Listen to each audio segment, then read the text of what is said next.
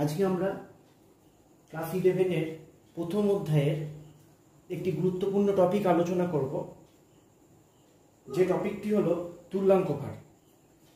তো প্রথমেই আমরা দেখব যে তুল্যাঙ্ক ভারের সংজ্ঞাটা কি। প্রথমে আমাদের দেখতে হবে যে তুল্যাঙ্ক ভার কাকে বলে। তুল্যাঙ্ক ভার কোনো মৌলের যদি আমরা তুল্যাঙ্ক ভার নির্ণয় করি, মৌলটার চিহ্ন যদি আমরা এম ধরে নিই, তাহলে তুল্যাঙ্ক ভারের সংজ্ঞা হচ্ছে যে এই মৌলটির যত ভাগ, এক ভাগ বা 1.008 ভাগ হাইড্রোজেন পরমাণুর সহিত যুক্ত থাকে, 8 ভাগ অক্সিজেন পরমাণুর সহিত যুক্ত থাকে, বা 35.5 ভাগ ক্লোরিন পরমাণুর সঙ্গে যুক্ত থাকে, সেই যত ভাগ যুক্ত থাকবে সেই তত ভাগকে বলা হবে ওই মৌলটির তুল্যাঙ্ক ভার। এটা যদি আমরা একটা উদাহরণের সাহায্যে বলি তাহলে তোমাদের বুঝতে সুবিধা হবে। যেমন সোডিয়ামের অক্সাইডের সংকেত আমরা জানি Na2O, সোডিয়াম অক্সাইডের সংকেত আমরা জানি Na2O। তো এই সোডিয়াম অক্সাইডে অক্সিজেনের ভর হচ্ছে 16, একটা অক্সিজেন পরমাণুর ভর হচ্ছে 16, তাহলে অক্সিজেন পরমাণুর ভর 16 আর সোডিয়াম পরমাণুর ভর হচ্ছে, দুটো সোডিয়াম আছে, এক একটা সোডিয়াম পরমাণুর ভর হচ্ছে 23 করে, তাহলে 23 দুগুণে কত হচ্ছে 46। তাহলে এখানে দেখা যাচ্ছে যে 16 ভাগ অক্সিজেন যুক্ত আছে কত 46 ভাগ সোডিয়াম পরমাণুর সহিত। অর্থাৎ আমরা সংজ্ঞায় দেখব যে 8 ভাগ অক্সিজেন কত ভাগ মৌলটার সঙ্গে যুক্ত আছে, মানে 8 ভাগ অক্সিজেনের সঙ্গে সেই মৌলটার কত ভাগ যুক্ত আছে। এই যৌগটাতে তাহলে পরিষ্কার দেখতে পাচ্ছি 16 ভাগ বলতে পারি, 16 গ্রাম বলতে পারি, 16 ভাগ অক্সিজেন পরমাণুর সঙ্গে যুক্ত আছে 46 ভাগ সোডিয়াম পরমাণু। তাহলে 8 ভাগের সঙ্গে আমরা যদি ঐকিক নিয়ম করি তাহলে কত ভাগ দেখতে পাবো সোডিয়াম আছে, কত ভাগ সোডিয়াম আছে দেখবো, তাহলে 23 ভাগ সোডিয়াম আছে। তাহলে 8 ভাগ অক্সিজেনের সঙ্গে সোডিয়াম যুক্ত আছে কত ভাগ 23 ভাগ, বা তোমরা গ্রামে বলতে পারো 16 গ্রাম অক্সিজেনের সঙ্গে যুক্ত আছে 46 গ্রাম সোডিয়াম, তাহলে 8 গ্রাম অক্সিজেনের সঙ্গে যুক্ত আছে কত 23 গ্রাম সোডিয়াম। অর্থাৎ সোডিয়ামের তুল্যাঙ্ক ভার কত হলো 23। তার মানে আমরা যে মৌলর তুল্যাঙ্ক ভার নির্ণয় করব সেই মৌলটির কত ভাগ এই পরিমাণগুলোর সঙ্গে যুক্ত আছে, মানে 1.008 ভাগ হাইড্রোজেনের সঙ্গে কত ভাগ সেই মৌলটা যুক্ত আছে, সেইটা তার তুল্যাঙ্ক ভার বেরোবে। সেইটাকে আমরা হাইড্রোজেন স্কেলে বার করছি, অক্সিজেনের নিরিখে বার করতে পারি, ক্লোরিনের নিরিখে বার করতে পারি, কিন্তু যেভাবেই বার করি এদের তুল্যাঙ্ক ভার কিন্তু সর্বদা একই আসবে, মানে সমান আসবে। তাহলে এইভাবে আমরা কোনো মৌলের তুল্যাঙ্ক ভার নির্ণয় করতে পারি। কোনো যৌগের মধ্যে সেই মৌলটার তুল্যাঙ্ক ভার কত, এইটা আমরা এইভাবে নির্ণয় করতে পারি। তো এই একটা এক্সাম্পল দিলাম, যদি হাইড্রোজেনের সাথে কেউ যুক্ত থাকে, সোডিয়ামটাই যদি হাইড্রোজেনের সঙ্গে যুক্ত থাকতো তাহলে আমরা জানি সোডিয়াম হাইড্রাইডের সংকেত হচ্ছে NaH। এখান থেকেও আমরা দেখাতে পারি যে হাইড্রোজেনের ভর কত 1, মানে হাইড্রোজেনের এক্সাক্ট ভর হচ্ছে 1.008 গ্রাম, তো আমরা 1 ধরে নিই। তাহলে এখানে 1 গ্রাম বা 1 ভাগ হাইড্রোজেনের সঙ্গে সোডিয়াম কত যুক্ত আছে 23, তার মানে হাইড্রোজেনের নিরিখেও দেখা যাচ্ছে 23 গ্রাম বা 23 ভাগ সোডিয়াম যুক্ত আছে। তাহলে হাইড্রোজেনের মাধ্যমে যদি বার করি তাহলেও সোডিয়ামের তুল্যাঙ্ক ভার এখানে আমাদের 23ই আসছে। তো এইভাবে আমরা তুল্যাঙ্ক ভারের সংজ্ঞাটাকে ডিফাইন করতে পারি যে মৌলটা তুল্যাঙ্ক ভার বার করব সেই মৌলের কত গ্রাম 8 গ্রাম অক্সিজেনের সঙ্গে যুক্ত আছে। মানে যদি কখনো এই টাইপের হয় যে কোনো একটাতে O2 আছে, হ্যাঁ, তাহলে O2র ভরটা কত হচ্ছে 16 দুগুণে 32, O2র সঙ্গে কোনো একটা মৌল হয়তো যুক্ত আছে, তাহলে O2র ভরটা কত হচ্ছে, এখানে যেহেতু O2 আছে 16 দুগুণে 32, তাহলে আমরা ঐকিক নিয়মটা করব, 32 গ্রামের সঙ্গে যুক্ত আছে এর ভরটা, 8 গ্রামের সঙ্গে যুক্ত আছে, ঐকিক নিয়মে বার করতে পারবো। তাহলে আশা করি বোঝা গেছে যে তুল্যাঙ্ক ভারের সংজ্ঞাটা কি। তুল্যাঙ্ক ভার আবার রিপিট করছি, কোনো মৌলের যত ভাগ 8 ভাগ অক্সিজেন 1 ভাগ হাইড্রোজেন বা 35.5 ভাগ ক্লোরিন পরমাণুর সঙ্গে যুক্ত থাকবে সেইটাকেই বলছি ওই মৌলের তুল্যাঙ্ক ভার। এবার আমরা তুল্যাঙ্ক ভারের একটা ফর্মুলা ডিরাইভ করব, প্রতিষ্ঠা করব। তুল্যাঙ্ক ভারের সঙ্গে আমরা তুল্যাঙ্ক ভারের সঙ্গে যোজ্যতা, তুল্যাঙ্ক ভার এবং পারমাণবিক ওজন বা পারমাণবিক ভরের যে সম্পর্ক, সেই সম্পর্কটা আমরা প্রতিষ্ঠা করব। ঠিক আছে, তুল্যাঙ্ক ভার, যোজ্যতা ও পারমাণবিক ভর এদের মধ্যে আমরা এখন সম্পর্ক প্রতিষ্ঠা করব। এই সম্পর্কটা কিন্তু খুবই গুরুত্বপূর্ণ, এটা দিয়ে আমরা যাবতীয় সব তুল্যাঙ্ক ভারের মান বার করে দিতে পারবো। তো প্রথমেই আমরা ধরে নিচ্ছি যে একটা মৌলের চিহ্ন এম, আমরা ধরে নিচ্ছি একটি মৌলের চিহ্ন এম, মৌলটার চিহ্ন আমি ধরে নিলাম এম, মৌলটার যোজ্যতা আমি ধরে নিচ্ছি ভি, ভি ফর ভ্যালেন্সি। তাহলে মৌলটার যোজ্যতা হচ্ছে ভি, মৌলটার চিহ্ন হচ্ছে এম। অতএব মৌলের অক্সাইডের সংকেত কি হবে? মৌলের অক্সাইডের সংকেত আমরা কি লিখতে পারবো? মৌলটার অক্সাইডের সংকেত আমরা ক্লাস 8-এ শিখেছি যে এর যোজ্যতাটা এর তলায় যায় আর এর যোজ্যতাটা এর তলায় আসে। আমরা এটা ক্লাস 8 লেভেলে শিখেছি। তাহলে এখানে মৌলটার চিহ্ন হচ্ছে এম, তাহলে এম এর যোজ্যতা কত? আমরা দেখেছি মৌলটার যোজ্যতা ভি, তাহলে এম এর যোজ্যতাটা যাবে অক্সিজেনের তলায়, আর অক্সিজেনের যোজ্যতা আমরা কত জানি? 2। তাহলে মৌলের অক্সাইডের সংকেত হবে M2O3। এটা হচ্ছে মৌলটার অক্সাইডের সংকেত। এবার আমরা ঐকিক নিয়ম করব।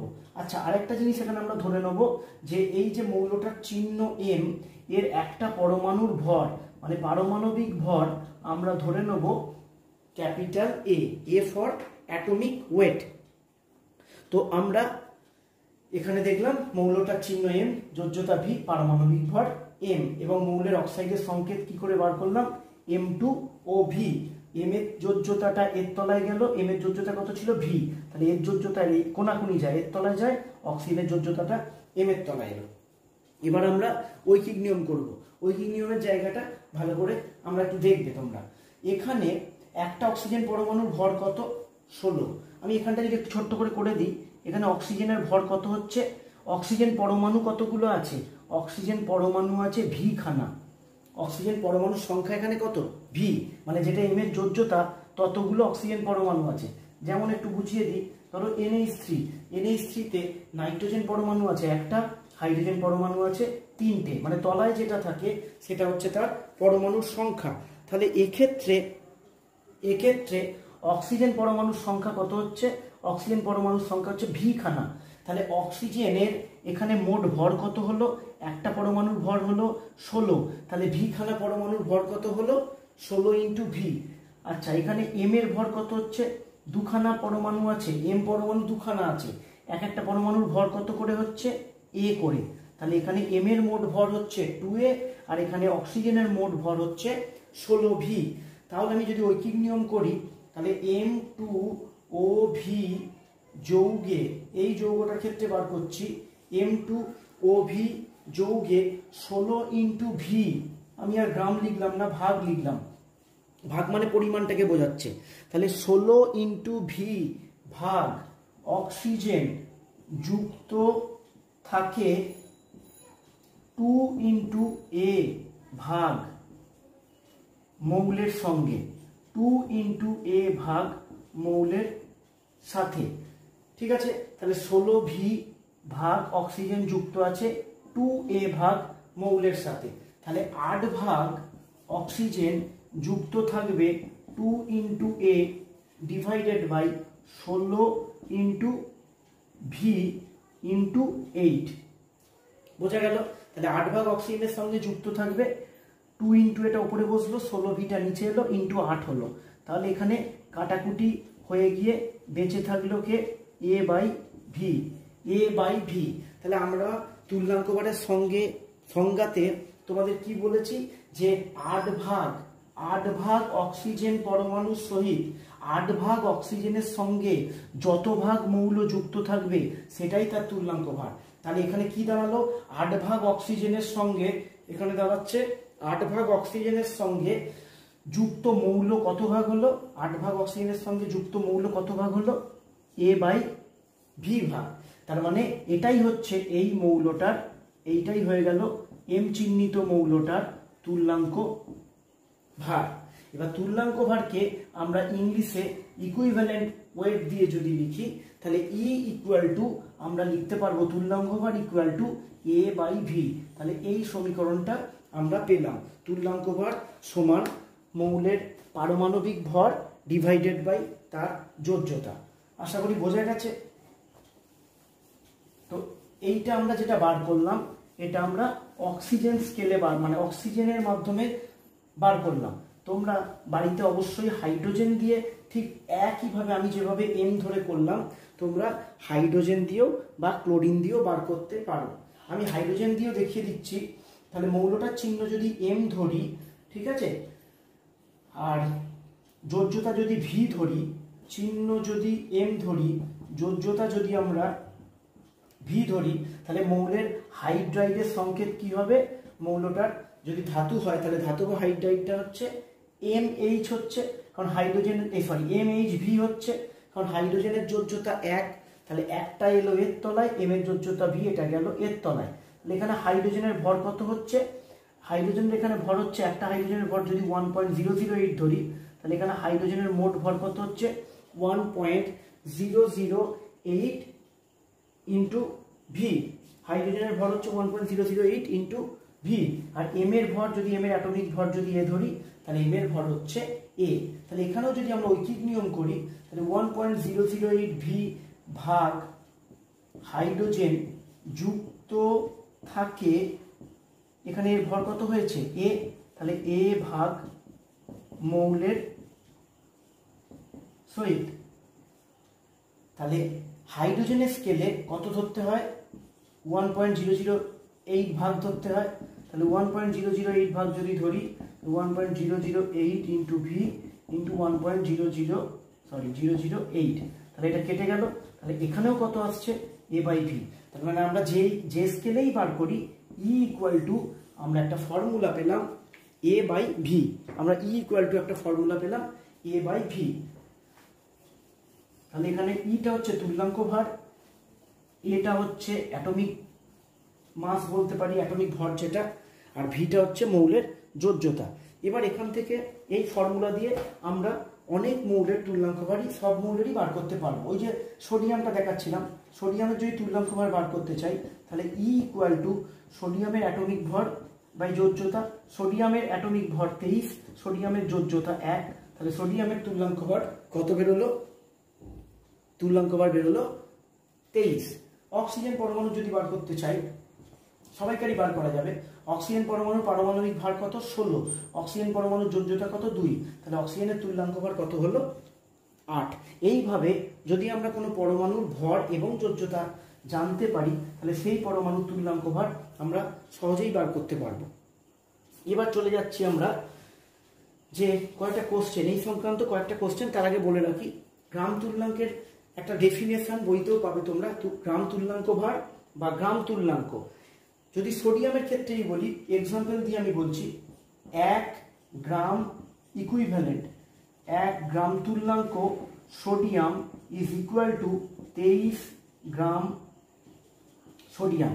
অর্থাৎ গ্রাম তুল্যাঙ্কের সংজ্ঞা হচ্ছে কোনো পরমাণুর তুল্যাঙ্ক ভারকে আমরা যদি গ্রামে প্রকাশ করি সেটাই হয়ে যাচ্ছে তার গ্রাম তুল্যাঙ্ক। মানে 1 গ্রাম তুল্যাঙ্ক সোডিয়াম মানে হচ্ছে 23 গ্রাম সোডিয়াম। তুল্যাঙ্ক ভারকে গ্রামে প্রকাশ করলে তাকে আমরা বলছি গ্রাম তুল্যাঙ্ক। এইবার ওই যে ফর্মুলাটা আমরা পেলাম E ইকুয়াল টু কি পেলাম A/V, এই ফর্মুলার সাহায্যে কিছু ছোট ছোট প্রবলেম আমরা সলভ করতে পারবো। কিছু মানে তোমরা ছায়া সান্ত্রা সব বইতেই পাবে এই ধরনের কিছু কোশ্চেন, যে কোনো মৌলের তুল্যাঙ্ক ভার 0 হতে পারে কি, এই ধরনের আমরা কোশ্চেন পেতে পারি। তুল্যাঙ্ক ভার কি কখনো E ইকুয়াল টু 0 হতে পারে কি? তো আমাদের উত্তরটা কি হচ্ছে, এ কোনো পরমাণুর ভর কখনো 0 হতে পারে না, কারণ অ্যাটমিক ভর, একটা অ্যাটমের ভর 0 হতে পারে না। তাহলে অ্যাটমের ভর যদি 0 না হয় তাহলে তুল্যাঙ্ক ভার কখনোই 0 হতে পারে না। তোমাদের মনে হতে পারে স্যার যোজ্যতা তো 0 হতে পারে, তাহলে যোজ্যতা 0 হলে তো ইনফিনিটি হবে, ওপরেরটা ইটাকে 0 হতে গেলে এটাকে 0 হতে হবে, কিন্তু এ কখনো 0 হতে পারে না, তাই তুল্যাঙ্ক ভার আমাদের কখনো 0 হবে না। এছাড়াও হতে পারে যে তুল্যাঙ্ক ভার পারমাণবিক ভর অপেক্ষা বেশি হতে পারে কি, মানে তুল্যাঙ্ক ভার ই গ্রেটার দেন এ হতে পারে, এটা একটা কোশ্চেন হতে পারে, ই গ্রেটার দেন এ, এইটা কি হতে পারে? তাহলে আমরা সমীকরণ দিয়ে বলে দিতে পারবো ই ইকুয়াল টু আমরা পড়েছি A by V, E equal to A by V. এবার ভ্যালেন্সি সাধারণত কি হয় 1 2 3 হয়, তাহলে এ কে দিয়ে নিচে সবসময় কিছু একটা কি করছি আমরা ভাগ করছি, তার মানে ইটা কখনোই এর থেকে বড় হতে পারে না, সমান হতে পারে। সমান কখন হবে? যখন ভ্যালেন্সিটা 1 হবে, ঠিক আছে। এছাড়াও কোশ্চেন আসতে পারে যে মৌলের একাধিক তুল্যাঙ্ক ভার কি হতে পারে? কোনো মৌলের 2টো বা 3টে তুল্যাঙ্ক ভার হতে পারে? আমাদের উত্তর হবে হ্যাঁ হতে পারে। কেন? কারণ এই ফর্মুলাটা যদি আমরা দেখি E equal to A by V, E equal to A by V, তাহলে এখানে আমরা কি জানি যোজ্যতা আমরা কি জানি পরিবর্তনশীল, যোজ্যতা পরিবর্তন হতে পারে। তাহলে যোজ্যতা যদি পরিবর্তন হতে পারে তাহলে সেই মৌলের তুল্যাঙ্ক ভারও পরিবর্তন হতে পারে। যেমন আয়রনের ক্ষেত্রে যখন ফেরাস হবে তখন আমরা কত দিয়ে ভাগ করব? Fe2+ এর ক্ষেত্রে যখন ফেরাস হচ্ছে তখন আমরা অ্যাটমিক ভরকে কত দিয়ে ভাগ করব? 2 দিয়ে। আবার যখন ফেরিক হবে তখন আমরা অ্যাটমিক মাসকে কত দিয়ে ভাগ করব? 3 দিয়ে ভাগ করব। তার মানে মৌলের তুল্যাঙ্ক ভার কি হতে পারে? এই ছোট ছোট কোশ্চেনগুলো তোমরা নোট ডাউন করে রাখতে পারো, সুবিধা হবে। তাহলে মৌলের তুল্যাঙ্ক ভার আমাদের কি হতে পারে? পরিবর্তনশীলও হতে পারে। আচ্ছা, এবার তুল্যাঙ্ক ভার সংক্রান্ত কিছু ছোট ছোট অঙ্ক এখান থেকে হতে পারে। যেমন আমি যদি একটা অঙ্ক বলি, একটি ধাতব অক্সাইডে ওজন হিসেবে 60 গ্রাম ধাতু আছে। খুবই সহজ অঙ্ক। একটি ধাতব অক্সাইডে ওজন হিসেবে একটি ধাতব অক্সাইডে ওজন হিসাবে একটি ধাতব অক্সাইডে ওজন হিসাবে 60% ধাতু আছে। এবার আমাদের বলল যে মৌলটার ধাতুটির তুল্যাঙ্ক ভার কত? ধাতুটির তুল্যাঙ্ক ভার নির্ণয় করতে বলল। একটি ধাতব অক্সাইডে ওজন হিসেবে 60% ধাতু আছে, তাহলে আমরা এখানে বলতে পারি ধাতু আছে, যদি আমরা গ্রামে বার করি, গ্রামে যদি 100 ধরে নিই, 100 গ্রাম, অতএব ধাতু আছে কত? ধাতু আছে 60 গ্রাম ধরে নিতে পারি। অতএব এখানে কি বলেছে? ধাতব কি বলেছে? অক্সাইড। অতএব অক্সিজেন আছে, তোমরা ভাষায় লিখবে, অক্সিজেন আছে 100 মাইনাস 60। 60% যদি ধাতু থাকে তাহলে রিমেনিং অ্যামাউন্টটা কি থাকবে? অক্সিজেন থাকবে। তাহলে অক্সিজেন আছে 100 মাইনাস 60 ইকুয়াল টু কত? 40 গ্রাম। অক্সিজেন থাকবে 40 গ্রাম। অতএব এবার ঐকিক নিয়ম করব, ধাতব অক্সাইডে লিখতে হবে 40 গ্রাম অক্সিজেন যুক্ত আছে 60 গ্রাম ধাতুর সাথে। তাহলে এখানে আমরা 8 গ্রাম অক্সিজেনের সঙ্গে যুক্ত আছে কত গ্রাম ধাতু, আমরা সেইটা বার করলেই ধাতুর তুল্যাঙ্ক ভার বেরিয়ে যাবে। অর্থাৎ 8 গ্রাম অক্সিজেনের সঙ্গে যত গ্রাম ধাতু যুক্ত থাকবে সেটাই হচ্ছে তার তুল্যাঙ্ক ভার। ঠিক আছে, এখানে 5 8 40, 5 12 60, তুল্যাঙ্ক ভার কত বেরোলো? 12 বেরোলো। ঠিক আছে, তো এইভাবে ছোট ছোট কিছু অঙ্ক থাকতে পারে। এছাড়াও আমাদের তুল্যাঙ্ক ভার সংক্রান্ত, মানে আমরা এতক্ষণ শিখলাম কোনো পরমাণুর তুল্যাঙ্ক ভার নির্ণয় করা। এবার আমরা যে কোনো মূলক বলো, যে কোনো লবণ বলো, বা যে কোনো অ্যাসিড, ক্ষার, প্রত্যেকের তুল্যাঙ্ক ভার আমরা বার করতে পারবো। এইটা আমি খুবই একটা সহজ উপায়ে তোমাদেরকে শেখাচ্ছি, যেটা বই কি করেছে অনেক ভেঙে ভেঙে করেছে, বই অনেক ভেঙে ভেঙে করেছে। যেমন যে কোনো বই যদি তোমরা ঘাঁটো, বই এইভাবে করেছে, মূলকের তুল্যাঙ্ক ভার নির্ণয়, মূলকের তুল্যাঙ্ক ভার নির্ণয়, মানে বই এক একটা হেডিং দিয়ে দিয়ে করেছে। আমি কি করব, সবগুলোকে একসাথে শিখিয়ে দেবো। একটা টেকনিক বলবো যেখানে সবগুলোকে আমরা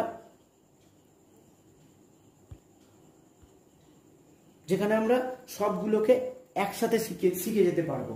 এখানে বলছে মূলকের তুল্যাঙ্ক ভার নির্ণয়। যদি আমরা মূলকের তুল্যাঙ্ক ভার নির্ণয় করি, আমি তোমাদের দেখাচ্ছি। দেখো যে তুল্যাঙ্ক ভারের ফর্মুলা আমরা কি পেয়েছি, তুল্যাঙ্ক ভারের ফর্মুলা পেয়েছি অ্যাটমিক ভর বাই যোজ্যতা। আমরা তুল্যাঙ্ক ভারের ফর্মুলায় দেখেছি অ্যাটমিক ভর বাই যোজ্যতা, এটা হচ্ছে তুল্যাঙ্ক ভারের ফর্মুলা।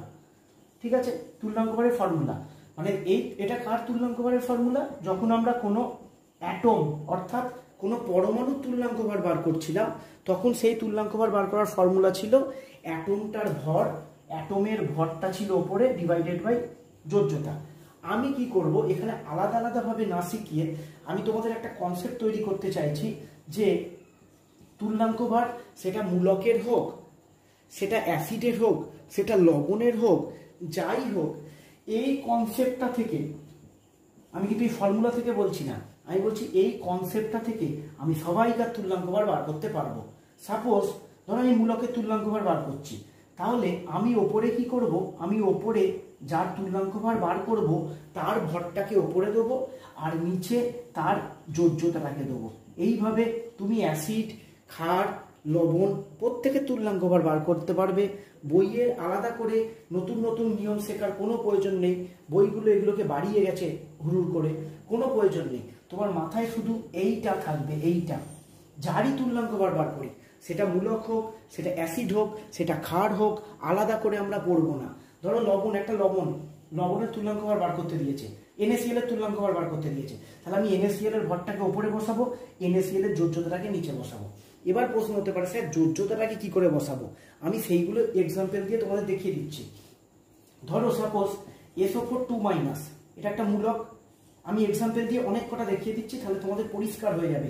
কিন্তু আমি বারবার বলে দিচ্ছি কনসেপ্ট একটা, তুমি যার তুল্যাঙ্ক ভার বার করছো, আমি এখানে এ দিয়ে লিখবো না, এ ফর কিন্তু অ্যাটমিক মাস, অ্যাটমের ভর, আমি এ দিয়ে লিখবো না। আমি যখন তুল্যাঙ্ক ভার বার করবো কোনো ফর্মুলা ইউজ করবো না, যার তুল্যাঙ্ক ভার বার করবো তার ভরটা উপরে দেবো, নিচে তার যোজ্যতা দেবো। বই কি করেছে, একাধিক ফর্মুলা ইউজ করেছে, কোনো প্রয়োজন নেই। আবার বলছি তুল্যাঙ্ক ভার মানে যার তুল্যাঙ্ক ভার বার করছি, যদি কোনো অ্যাসিডের তুল্যাঙ্ক ভার বার করি, অ্যাসিডের ভরটা উপরে, নিচে তার যোজ্যতা। এবার কিভাবে করব আমি তোমাদের এক্সাম্পল দিয়ে দেখিয়ে দিচ্ছি। যদি সালফেট মূলক হয়, তাহলে সালফেট মূলকের তুল্যাঙ্ক ভার ইকুয়াল টু, আমি কি করব, আমি সালফেটের ভরটাকে ওপরে দেবো। একটা সালফার হচ্ছে 32, সালফারের ভর হচ্ছে এটার 32, আর এটার 4 × 64, তাহলে 32 + 64 কত হলো, 96। এগুলো আলাদা করে মুখস্থ না করলেও তোমাদের করতে করতে এগুলো হয়ে যাবে। তাহলে সালফেটের ক্ষেত্রে কি হচ্ছে, ভরটা কত হলো, 32 + 64 96 ডিভাইডেড বাই মূলকের, এইটাই হচ্ছে মূলকের যোজ্যতা। তাহলে আমি কত দিয়ে ভাগ করব, -2 দিয়ে নয়, আমি 2 দিয়ে ভাগ করব। তাহলে সালফেট মূলকের তুল্যাঙ্ক ভার কত বেরোলো, 48 বেরোলো। এছাড়াও আমি যদি মনে করি NH4+ অ্যামোনিয়াম মূলকের তুল্যাঙ্ক ভার বার করব, তাহলে আমি ইকুয়াল টু কি করব, অ্যামোনিয়াম মূলকের ভরটাকে উপরে বসাবো, অ্যামোনিয়াম মূলকের ভরটাকে উপরে বসাবো, তাকে কত দিয়ে ভাগ করব, তাকে আমরা 1 দিয়ে ভাগ করব। ঠিক আছে, ধরো PO4 3-, এগুলো মুখস্থ করতে হবে না, পরীক্ষায় সাপ্লাই থাকবে ডেটা, পি এর কত এগুলো দিয়ে দেয়। PO4 3- এই মূলকটা ফসফেট মূলকের যদি তুল্যাঙ্ক বার করি, তাহলে ফসফেট মূলকের উপরে যাবে ফসফেট মূলকের ভর, নিচে আমি ভাগ করব কত দিয়ে, 3 দিয়ে। তো তোমরা তোমার সুবিধার্থে পি এর অ্যাটমিক ভরটা কত, অক্সিজেন আমরা জানি একটা অক্সিজেন 16, পি এর কত একটু নোট ডাউন রাখতে পারো, নাইট্রোজেনের কত 14, তাহলে এখানে কত হচ্ছে 14 আর 4 18, তাহলে 18/1 = 18।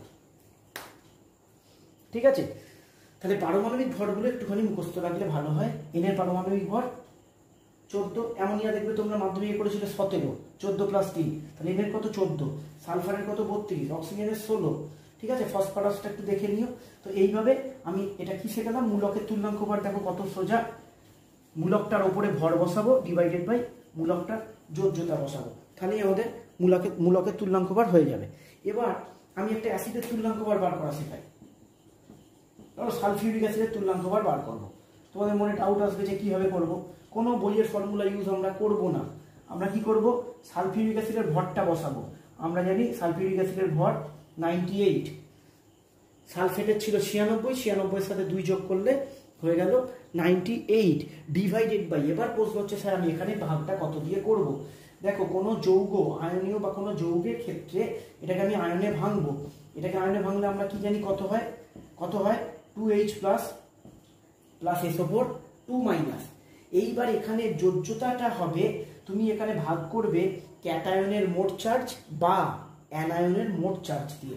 এখানে ক্যাটায়নের যদি বলি মোট চার্জ, ক্যাটায়নের মোট চার্জ কত হচ্ছে, এখানে ক্যাটায়নের মোট চার্জ হচ্ছে +2, দুটো হাইড্রোজেন আছে, দুটো H প্লাস, বা তুমি অ্যানায়নের মোট চার্জ দেখো কত হচ্ছে -2, তাহলে আমি এখানে ভাগ করব কত দিয়ে, 2 দিয়ে।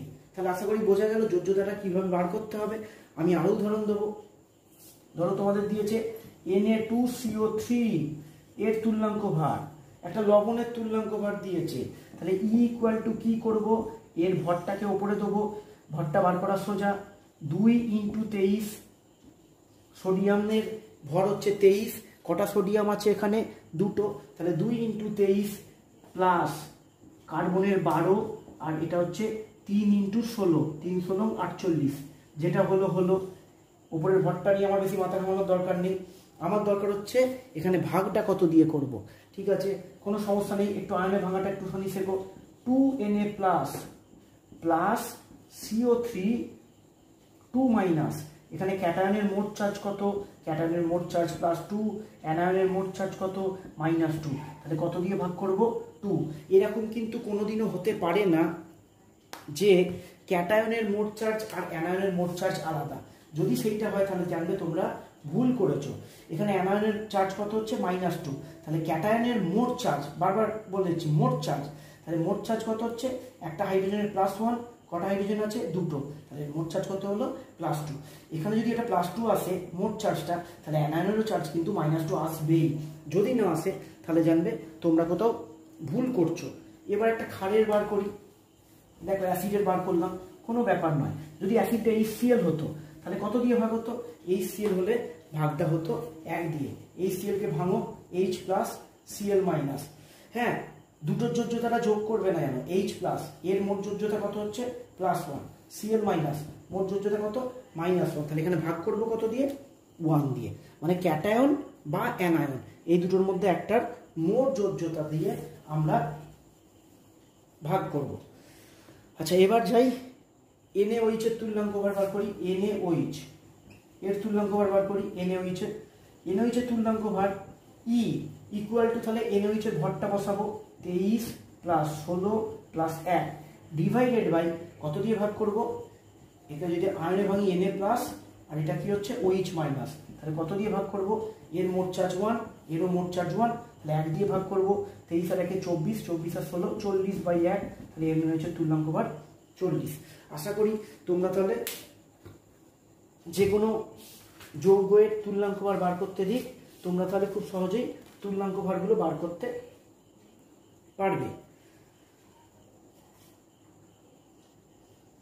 আচ্ছা, এবার দেখতে পাচ্ছ বোর্ডে একটা প্রবলেম আমি লিখেছি। এটা কিন্তু খুব ইম্পর্টেন্ট একটা প্রবলেম, নিট জেই বা বোর্ড এক্সামের জন্য এটা খুব ইম্পর্টেন্ট। এটা কিন্তু ইয়ারের কোশ্চেনে, একটু আগের কোশ্চেনে তোমরা পাবে।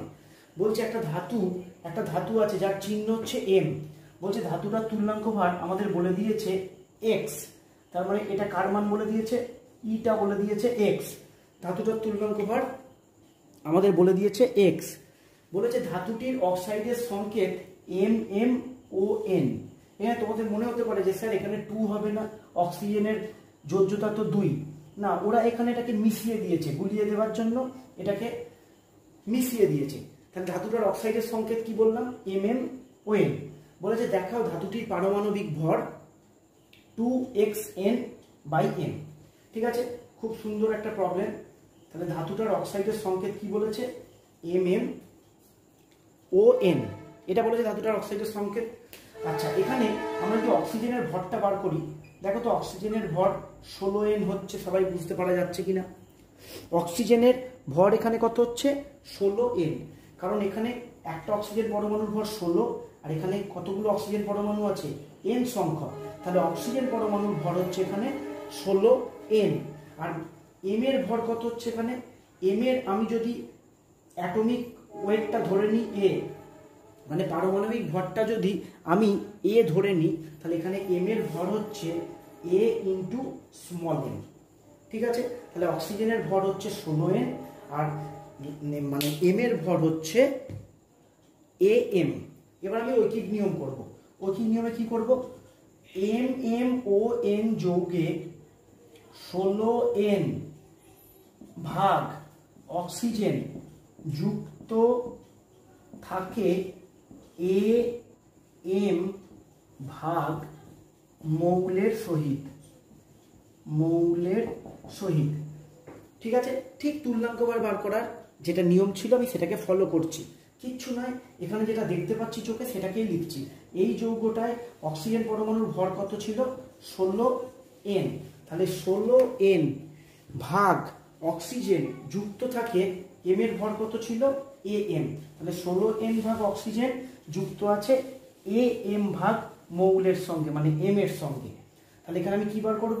8 ভাগ অক্সিজেন যুক্ত থাকে, এবার 8 ভাগে ঐকিক নিয়ম করব, am divided by 16n into 8। তাহলে এখানে কত হচ্ছে? কাটাকুটি করে হচ্ছে am divided by 2n। am divided by 2n।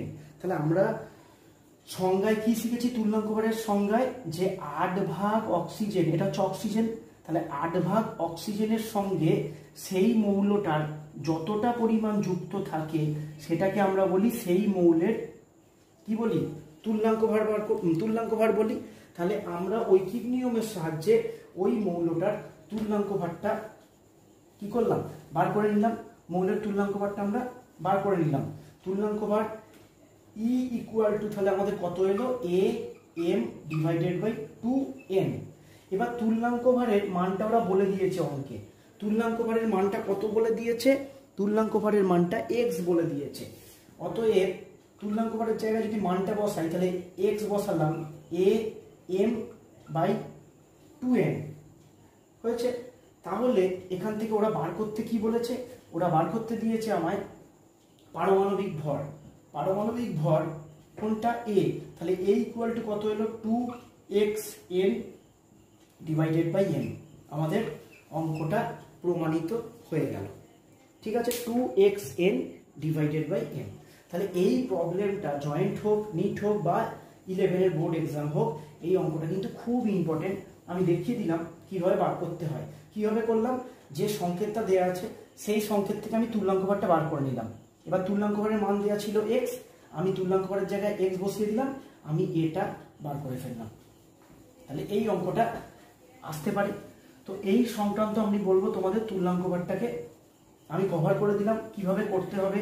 ধাতুর হোক, কোনো পরমাণু, ধাতু, অ্যাসিড, লবণ, যাই দিক, যে কোনোটাই দিক, আমরা কি করব? যার তুল্যাঙ্কভার বার করতে হবে। আমি তুল্যাঙ্কভার মানে আজকে একটা কনসেপ্ট শিখলাম।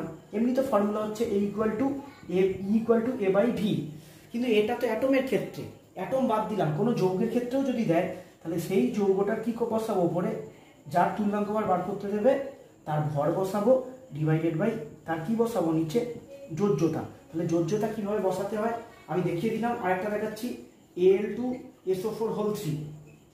ধরো এর তুল্যাঙ্কভার বার করতে দিয়েছে, তাহলে এর তুল্যাঙ্কভার বার করতে দিলে Al ইকুয়াল টু কত? এগুলো তো দিয়ে দেবে আমাদের, ঠিক আছে, এগুলো দিয়ে দেবে। তো যাই হোক, আমরা এখানে ডাউট হবে আমার যে স্যার যোজ্যতাটা কত বসাবো। দেখো যোজ্যতা কত বসাবো আরেকটা দেখিয়ে দিচ্ছি। এটাকে যদি আমি আয়নে ভাঙি, আয়নে কিন্তু ভাঙতে হবে, তাহলে 2Al3 প্লাস 3SO4 2 মাইনাস, আয়নে ভাঙাটা জানতে হবে। কিভাবে ভাঙলাম?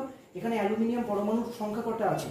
2টো। তাহলে অ্যালুমিনিয়াম পরমাণুর সংখ্যা যেটা থাকে সেটা সামনে বসে, আর অ্যালুমিনিয়ামের মাথায় চার্জটা কোনটা হবে? অ্যালুমিনিয়ামের যেটা যোজ্যতা, অ্যালুমিনিয়ামের যোজ্যতা কত? 3।